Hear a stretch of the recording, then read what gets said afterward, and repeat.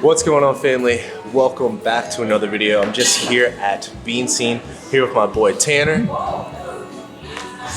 We're just getting some work done before we head out. It's not looking too nice outside. We're looking to get some photos. Hopefully the sun can peek through the clouds a little bit so we can get some fire photos. And then I think we're gonna go work out. But right now I'm gonna have this black bean burrito and a black coffee. It's my first meal of the day, and I think it's like almost 4 o'clock right now. 4 o'clock, oh my God. So sit back, relax, and enjoy the rest of the vlog.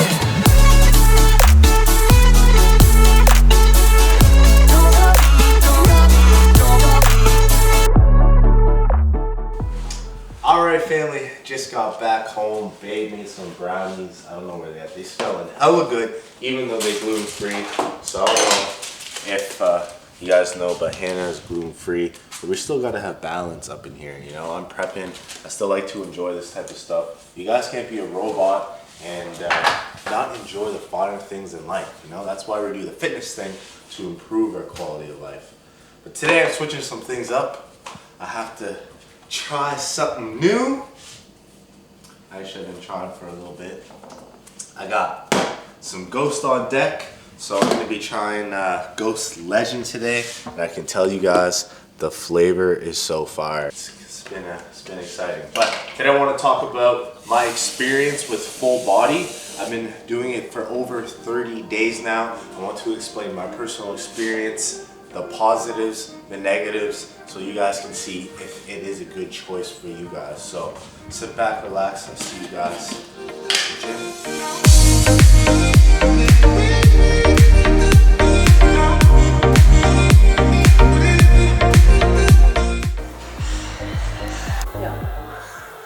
Let's get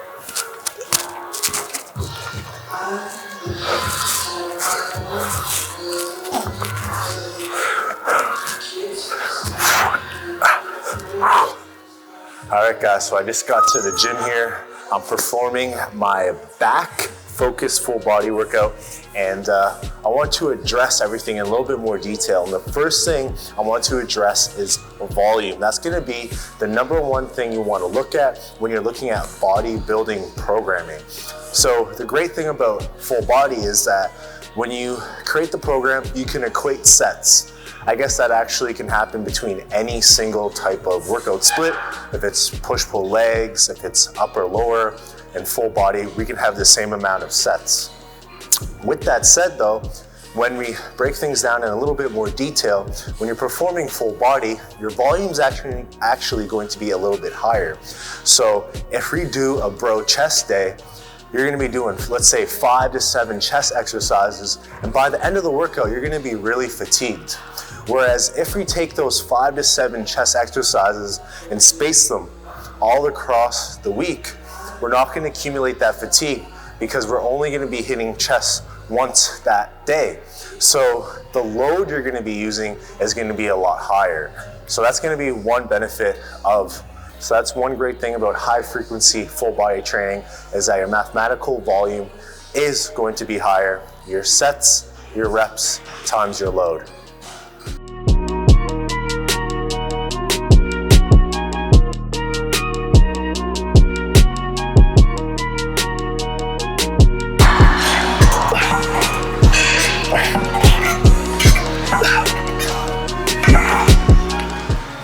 So the next thing I wanted to address is your recovery. And the biggest thing you're gonna be able to regulate this by is by adjusting your RPE, or your relative intensity. So your relative intensity is how close to failure you're gonna be taking your sets. And when you're performing a high frequency full body program, you are gonna have to drop your RPE a little bit lower to leave a certain amount of reps left in the tank. Because if you are hitting failure more often, you won't be able to recover and be able to perform safely, especially in the future days throughout the week. The good thing about this is that since your RPE is lower, you're gonna give yourself a little bit more leeway and a little bit more room to be able to progressive overload a lot more. So with this said, I find that this is definitely a benefit within the programming, as long as you can be disciplined to stick to a less intense RPE rating.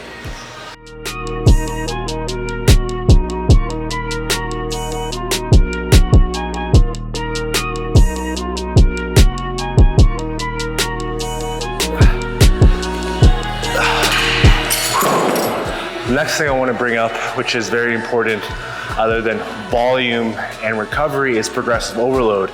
To get better, we have to make sure we're increasing our volume over time, if that's by adding sets or adding reps. You don't want to go into the gym and do the same thing every single time, because you can't expect a different result that way.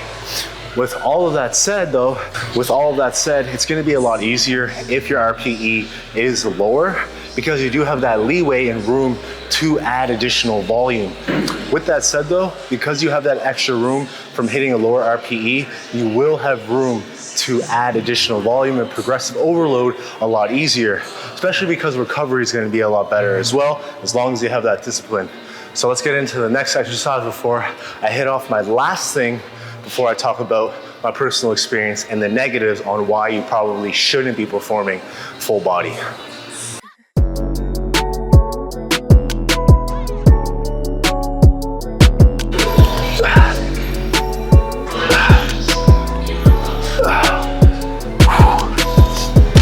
So the last thing that I want to touch on is protein or muscle protein synthesis. So after you work out, your body is going to be performing muscle protein synthesis. So for an example, after I perform bicep curls, I'm going to have a stimulus for 24 to 48 hours. My body's going to be recovering and building to get better. With that said though, if I perform a bro split and I hit a body part once a week, that stimulus is only going to last 1 to 2 days. Then you have to wait an entire week until you hit that body part again.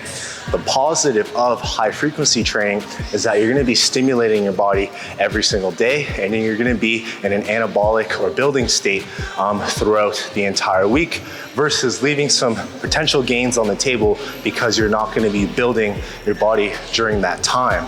This especially goes for people who are more intermediate and advanced, because that window is going to shorten. So if you are at that higher level, maybe that stimulus is only going to last for 24 hours. So you want to make sure you get full advantage of that. So this is where high frequency training can come into play and benefit you. So I'm just going to finish up this last set and we can finish off this talk.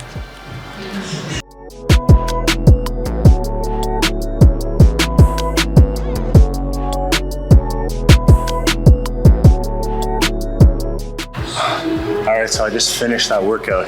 It felt really good. I'm getting into the swing of things. I've been doing this over 4 weeks now, and I wanted to go over some of my personal preferences and things that I liked really quickly. First and foremost, obviously a full body pump is gonna be fun in the gym, just because you're gonna feel like you feel really good. I don't know, I feel good when I have a pump on, so that is a benefit. The next thing, of course, is that there's gonna be progression every single day because the RPE is so low. So if you can stay strict to the RPE, you can progress every week. Where I actually made a mistake and I pushed it a little bit too hard at first and I had to take a deload. So it's a lot more enjoyable when you do stay disciplined. I'm gonna touch on that and one of the negatives as well. And then next thing is going to be the exercise variety. Every day it's going to be so different. You're going to be hitting new movements. There's going to be a lot of variety. So if you like switching things up, you like confusing the body, then it could be something for you. And then lastly, that I really like is just the novelty, because I've been running push-pull legs and upper lower for so long, and I haven't actually ran a full body split before. So this was really fun to do, and it was awesome just to try and switch things up. So this leads me into the negatives of the program, and maybe it might not be the best program if you have these feelings. So the first thing is going to be is that I miss really hard, intense pumps. So that's going to be in specific body parts where I used to love getting a chest or a shoulder pump, and just that one day hammering that one muscle group is going to be very significant. The next thing is going to be recovery can be harder to manage, especially if you're not an intermediate or advanced, because you have to make sure you're actually hitting that RPE and auto-regulating every single day. If you feel like you're starting to get run down, you're instantly gonna have to tone back. That's something that I don't like about it, because I personally love pushing myself in the gym. This leads me into failure training. You can't really reach failure because you're not gonna be able to recover, because you're gonna have to be hitting everything so often. And if you feel like failure training is something that's significant to you, that you personally get a lot of benefits from, then maybe it's not going to be for you, because you could be leaving some gains on the table per se, because you won't be able to reach that stimulus within this program. And the last thing for me, which I find very important, is that it's a little bit harder to specialize because you are hitting everything at a higher frequency. Where when I was performing specialization phases, I was hitting sometimes 30 sets of chest in a week. And if you do the math, 5 times a week, I'd have to be hitting 6 sets per day. And it's gonna be hard to recover from that if I'm gonna be hitting it every day, where I do find it beneficial to have full days off. Where I find the sweet spot for specialization phases to be 3 times per week. So this is my take on it. If you feel like those negatives don't really resonate with you, I find that they're pretty significant within this program, and maybe the full body program isn't something you would enjoy. So other than that, guys, I'm gonna go back to the place, I'm gonna hit this anabolic window. I appreciate you guys checking in. I wanna be totally transparent with you guys throughout this whole prep. I know it's not always glorious. The first stages when you start cutting, I'm like in the fat and flat stage, where it's hard to get a pump. I'm not looking so lean, and still looking pretty soft. But the positive is that I trust the process. I know what's going on, and I'm okay with this. So this is what I'm looking at. I've been dieting since the starting of January. I'll show you guys where I was before, so you guys can see a comparison to where I was. And I'm pretty happy with it. Oh, all right guys, so I just finished that workout. I'll throw up a physique update and show you guys what I've been looking like right now, and you guys can compare to when I first started. And I actually lost close to 15 pounds, and you guys can see that the change is not too different. So if you guys are looking to cut for summer, and you see your body fat was close to where I was, if you guys are only shooting for 10 to 15 pounds of loss, so you're gonna see the difference that it's gonna make. And if you want more than that, you're gonna have to start cutting a little bit earlier. The biggest mistake with cutting, I find, that is you don't start early enough, and then you're not gonna be ready in time. So if you ask any competitor, you ask them if they could have been leaner, all they had to do was start a little bit earlier. And you definitely don't want to crash diet too fast. You're actually going to lose size that way. You always want to lose in between 0.5 to 1% body weight per week.